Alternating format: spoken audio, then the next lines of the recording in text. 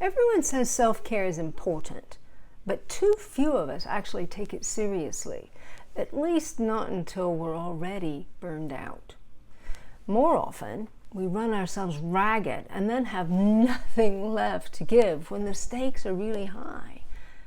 Hiya, Renee Jones here.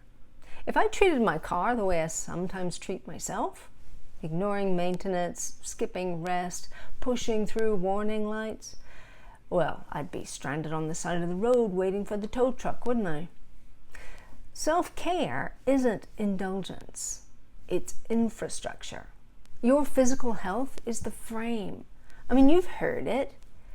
If you don't have your health, you have nothing. And in your 20s, that may sound like a distant threat, but it's sneaky, see?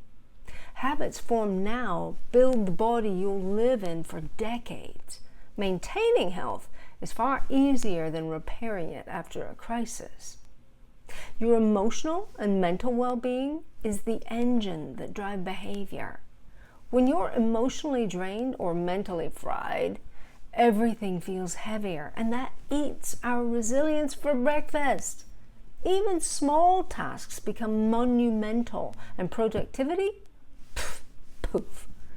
Resilient people take time to refuel. They give themselves space to breathe, to recover, to return to life with clarity and compassion. Find your way to recharge, not just once, but regularly. And here are a few powerful forms of self-care. Can you take a walk without your phone?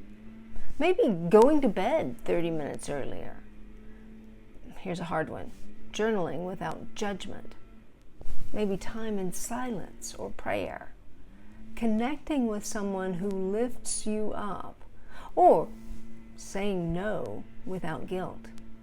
Maybe a laugh, a bath, or a good stretch. It's not selfish. It's survival. And it's how you stay steady when the pressure hits. All the best.